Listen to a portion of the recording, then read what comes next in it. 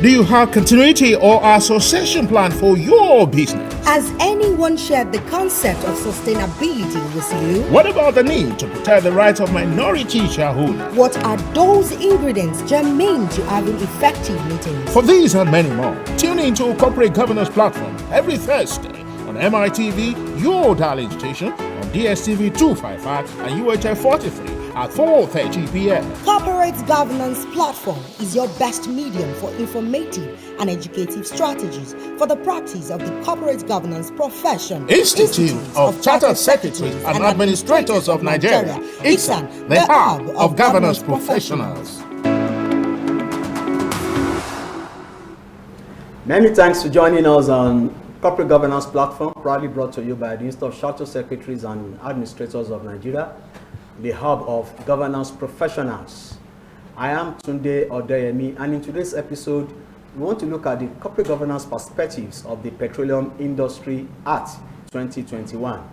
And to do justice to that particular topic is a distinguished associate of the Institute of Chartered Secretaries and Administrators of Nigeria, Mr. Paul AYIM. Mr. Paul AYIM has gathered over 20 years experience in leadership, people management, project management, strategic planning, knowledge management, business performance support, digital learning and information assurance. He is a multi-industry leader with experience across public sector, education, banking, insurance, telecoms, and the small and medium enterprises sectors. Paul is a certified knowledge manager and Prince 2 project manager, providing project leadership and direction on numerous projects across public and private sector. He is also an executive facilitator on leadership and management, workplace productivity, emotional intelligence, and a frequent speaker at international and local conferences and webinars. He is currently the Philip Consulting Limited Policy Champion Lead for the Human Capital Development Policy Commission at the Nigerian Economic Summit Group. Mr. Paul AYIM, you are welcome to Corporate Governance Platform. Thank you very much. My pleasure being here. Okay, thank you for finding time to come and share your thoughts on this program. Definitely, and I think it's a great platform to talk about issues like this, because bringing efficiency into the way businesses are run is indeed a great achievement that any organization or any nation would want to be proud of. Okay, I'm glad to hear that. We want to discuss the corporate governance perspective to the newly signed into law Petroleum Industry Act of 2021.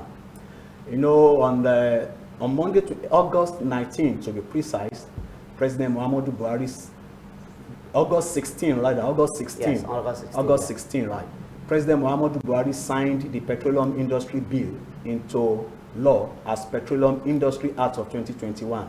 Now, what does this action portend for the economic growth and development of Nigeria? I think it is huge. I mean, just imagining that Nigeria now has a new law that will govern the way oil and gas business is run in Nigeria. I think it's a huge step in the right direction. I think just to emphasize, if you think about it, that sector, contributes, I think, about 90% of our foreign exchange. And, if you think about national income, it contributes about 60%. So it's long overdue that we needed to have a new law that would help us to be a lot more in control of this sector. As you know, I mean, many in that sector also appreciate that this effort has been, like the fourth one, I mean, to try and pass this law. The effort started in 2008, with efforts by the various legislatures to try and bring this bill into force. It didn't happen. Again in 2012, it still didn't happen. In 2008, 2012, and 2018. So 3 attempts. So in the 4th attempt, we see that this has become, real. And so it's a great thing for Nigeria. I think it will help to positively, bring transparency into that sector. It would help to, help stakeholders in the industry to see how, this industry is run. It becomes a lot more transparent, and regulation would also become more transparent. Then also, it would help, Nigeria to grow. Hopefully, we can take more from the benefits of this new act when implemented to invest in other sectors to help us, for instance, even the diversification efforts that we've been trying to push for some time now. So in a nutshell, you are saying that we should look up to economic growth and development in the country? Definitely, definitely. Because as you can imagine, that sector has been shrouded in all kinds of rot, in my view. For those who know that sector very well, there have been all kinds of challenges. Many have wondered what exactly is the funds that we are getting being used for. So hopefully with the way the act is structured, it becomes a lot more clear and transparent the way the funds from there would help in channeling back to grow other sectors of the economy. Okay, fantastic. At this point, I want to invite our viewers to also participate in this program by sending comments or questions to 080-2323-1287. You can only send a text message, no phone call, please.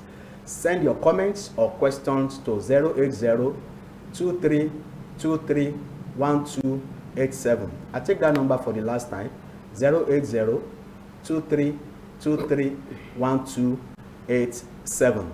Okay, Mr. AYIM, before the Petroleum Industry Act of 2021, the law we were using was Petroleum Act of 1969, right? Now, what will you say regarding the need for periodic review or amendment of law in Nigeria?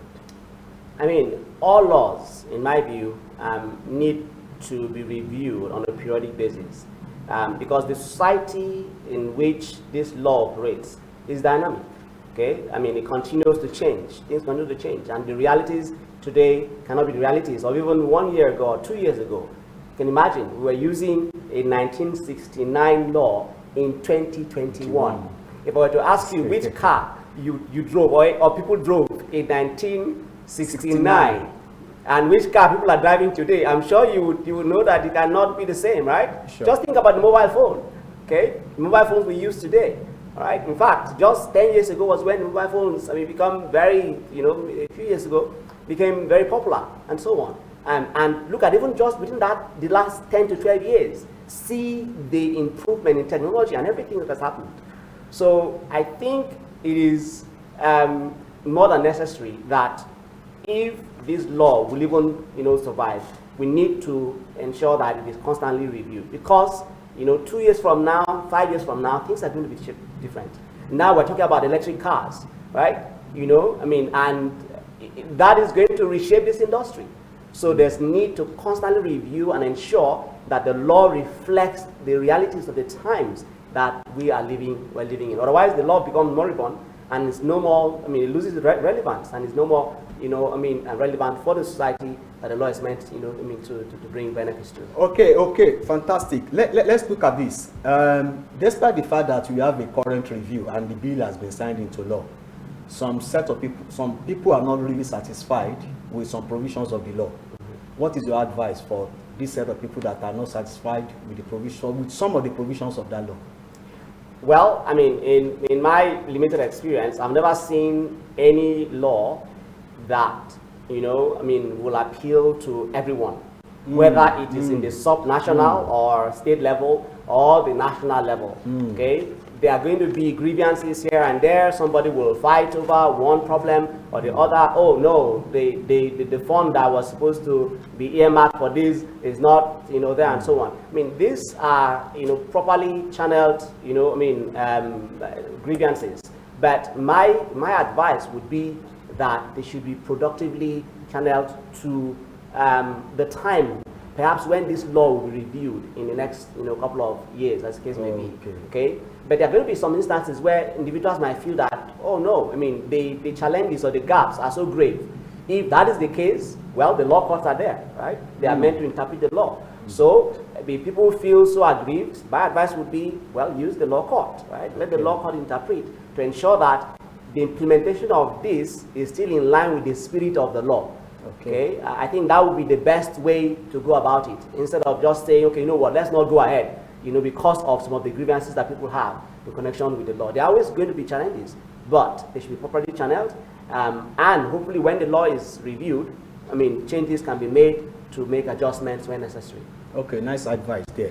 Now, one of the cogent initiatives of the Petroleum Industry Act is the replacement of NNPC, of course, Nigeria National Petroleum Corporation, with Nigeria National Petroleum Company Limited, What advice do you have for this new company so that it will operate better and more efficiently than the existing NNPC? Well, first of all, I applaud the structural adjustments that led to, the creation of NNPC Limited, or Nigerian National Company Limited. Because that immediately begins to even send the right messages to stakeholders, both in the industry and beyond, that this will now be run as a proper limited liability company. From what I've also read, other comments by the current GMD of NNPC or beyond, the plan is that this entity will eventually even go public with shareholders buying into the shares of NNPC and so on. I think it's indeed important that this happened because then it allows the transparency that we have been looking for to be brought into NNPC. Because we would hope to see that corporate governance structures are put in place. Okay, starting from the appointment of those who will make up the board. We must ensure, and the government must ensure, that the appointments are based on merit, and that the individuals who are going to be there will be relevant for those roles, and also that there's diversity, in the appointments. Okay, so with all of this in place, it would definitely help and ensure that NNPCL, is indeed more successful. I think finally, if I were to comment again, beyond just NNPCL, there were other, entities, regulatory bodies that were going to come out of the this act as a creation of these new bodies. One that will be regulating the downstream sector, one that will be regulating the midstream and the upstream sector. Okay, those regulatory bodies also, we need to ensure that the corporate governance principles are embedded in the way they are run. Okay, so that people can appreciate and see that the objective is geared towards a more vibrant and robust industry that many will want to be connected with. Okay, talking about corporate governance principles, transparency, disclosure, responsibility, accounting are some of the governance mechanisms that have been woven into the fabric of this new law, the Petroleum Industry Act. Now, can you give us some insight into what each of these connotes in the context of corporate governance? Well, when I think about it, if you look at any company, for any company to be successfully run, you need to ensure that the company provides the right information to its stakeholders at the right time. Okay. And that the company demonstrates that it takes responsibility for the actions and also explains why certain decisions are made. That is why, for instance, companies are required to publish their accounts, okay, so that the public can read and see. All right. So I think for me, if the tenets of corporate governance are embedded in, these new structures, I think the Act provides, very well for this. From what I've seen, the bit I've read about the Act, it provides for appropriate corporate governance structures to be put in place. If that is made to see the light of day, I believe that it would help this new entity, NNPCL, to be seen, as a company that ranks with other, limited liability companies, all right, that will publish its books, okay, so people will know, the sort of revenue they make, the sort of investments they made, you understand, and where those investments are channeled, as the case may be, and what sort of, share will go to the shareholders who will eventually buy into this company. Even though I understand that that may not be immediate, okay. They've set a very ambitious target of setting up this NNPCL within 6 months. Well, I think it's very ambitious, but it's a step in the right direction. Hopefully, they make that come alive. But I understand that the going to the public for funds and so on, selling the shares might not come immediately. Perhaps after the first 1 year and so on and so forth. But I think overall, the company that is set up needs to ensure, and the board needs to ensure that there are proper disclosures, to ensure that, the reports are reflective of the kind of business interventions or initiatives that the business, invests in, and the risk and associated challenges and so on that will come out as a result also needs to be clear, so that everyone who is also investing in the company has the appropriate information to make decisions as to what they want to do as an individual. Okay, in essence, what you're saying is that effective corporate governance practice, which is fostered by this new law, will definitely assist the new company, NNPCL, to be successful. Essentially. And like you understand, the whole essence of corporate governance is ensuring that the company is properly run, okay, and that the company is accountable to those, that are stakeholders, okay, both the shareholders and other stakeholders that have invested in one way or the other into the business, including the government, right, which would, I think, have some sort of shares also in this new entity that will come out. So the kind of reporting that needs to happen, the kind of, transparency efforts that needs to happen needs to be very clear, so that people appreciate that this is different. It's not just, a paper movement from NNPC to NNPCL, that we can see actually that NNPCL is being run as a private or public liability limited company. Okay, thank you. I need to say this. We have a couple of calls that came in.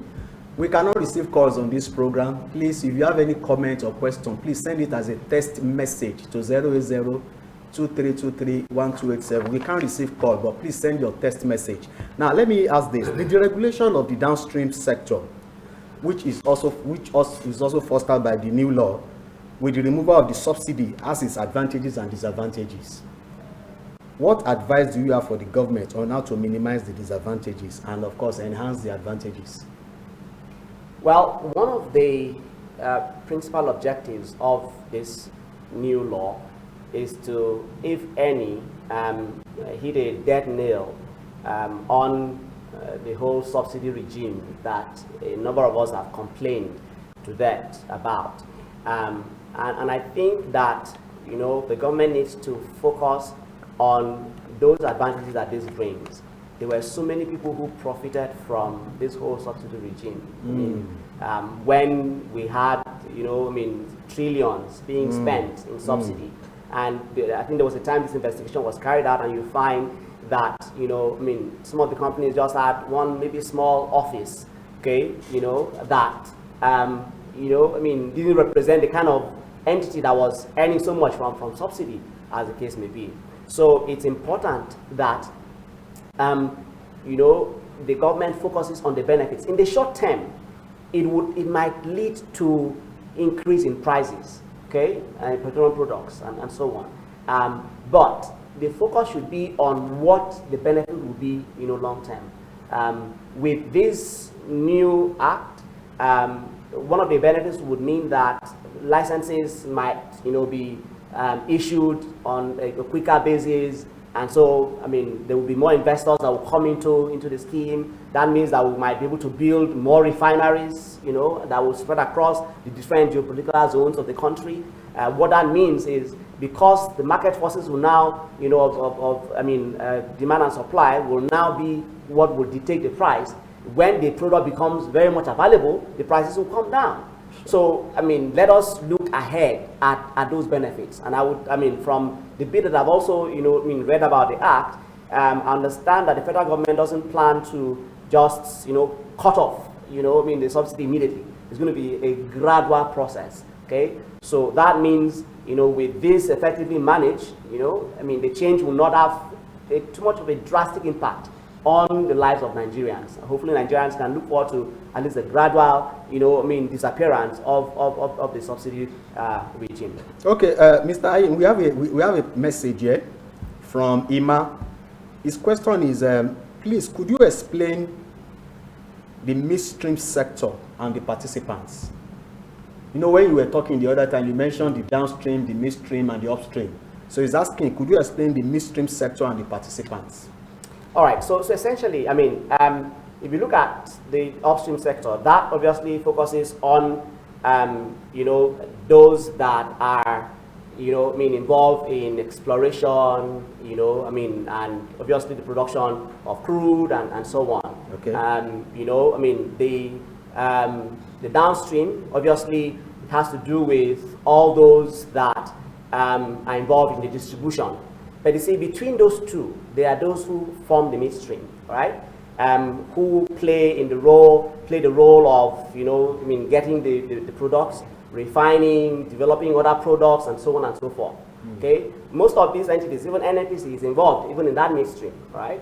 Because you find that they themselves, have refineries. Okay, but then new players would be introduced as a result of this act, because licenses will be issued, people will be able to build independent refineries, buy the product, refine and sell locally, and so on and so forth, and hopefully it stops this whole importation of products as the case may be. So hopefully that helps to answer your question, Ima. So the participants are essentially companies that deal, with the crude, either converting it into oils or, PPMS, that is, the fuel or petrol that we use, or other products that come as a result of the whole chain of refining that happens. Okay, let me ask this question. If you are to suggest one thing that should be incorporated into this bill whenever it is being reviewed, what should that be? I'm sure those people at you would say the bill has not even been implemented. You want to review, but I think it's important, like we said earlier, that bills like this would definitely need to be reviewed on a regular basis, because things change. Sure. We are a dynamic, set of people, and the realities of the environment and of the industry also change. So if any, in that future time when the review comes, my advice would be that a lot more corporate governance professionals are also part and parcel of those that make up the decision makers, or those that will run these businesses. Okay, because I think the success and failures of companies will rest so much on how well that business is run. And corporate governance plays a huge role. Ensuring that the organization is properly run, that those who lead the company are held accountable for the decisions that they make, for the investments that they make, and for the different things that happen in the course of running the business. Okay, it is expected that the new law will open up potentials of the petroleum industry, including exploitation of areas that are not yet fully exploited. Now, with positive impact on the nation's revenues. Now, what advice can you offer, especially in the areas of the need for diversification, rather than absolute reliance on oil and gas in the country? Okay, well, many who look at this industry, for instance, think that, well, perhaps this law, what it is going to do is make us to lose focus on the diversification that, we try to invest efforts in. My view would be that if this law is properly implemented, then we need to look at how we can take the gains from implementing this new act and reinvesting into the diversification efforts that we're seeing. Okay. If you look at other countries, like I mentioned slightly earlier, who also are in the oil producing zones and so on. And just take, for example, Dubai, okay, right?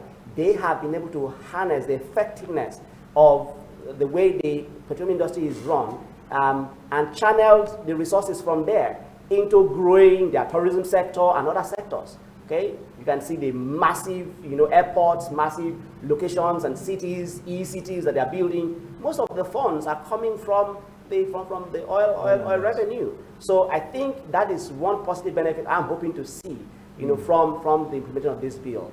That we, instead of this becoming a detraction from the diversification agenda or efforts, it should rather be a catalyst, right? We should use the gains from the implementation of this act, and channel those into growing other sectors of the economy.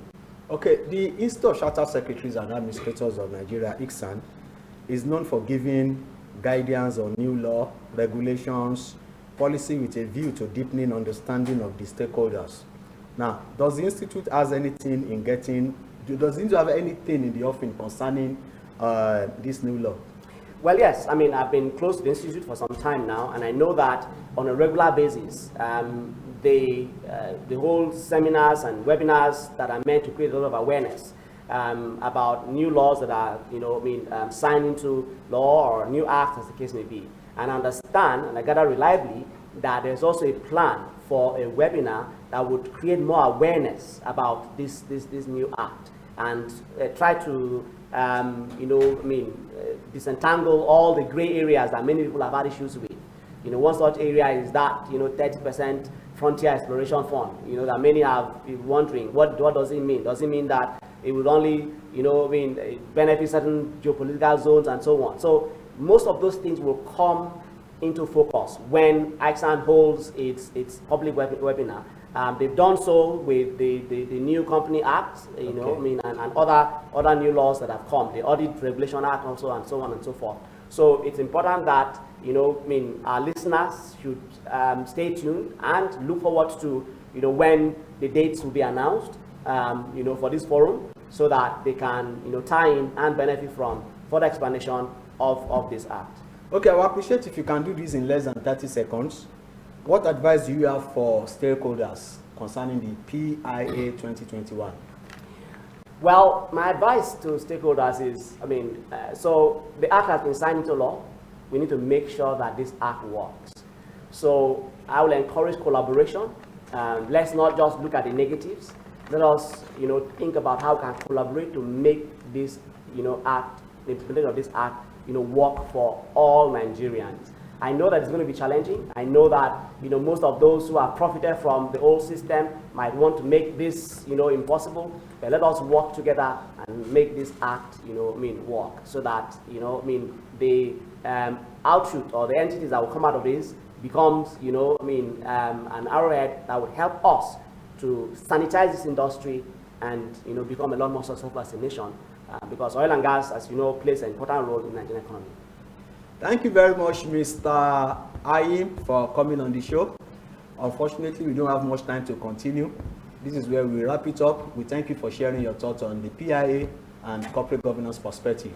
Thank you very much. It's my pleasure, and I'm looking forward to other opportunities, to share. Okay, we'd like to thank our viewers for staying tuned with the corporate governance platform. I would like to thank especially those that send a text message on the show. We invite you to join us again next week, same station, same time. I remain Tunde Odeyemi. Keep spreading the gospel of corporate governance. Thank you and bye for now.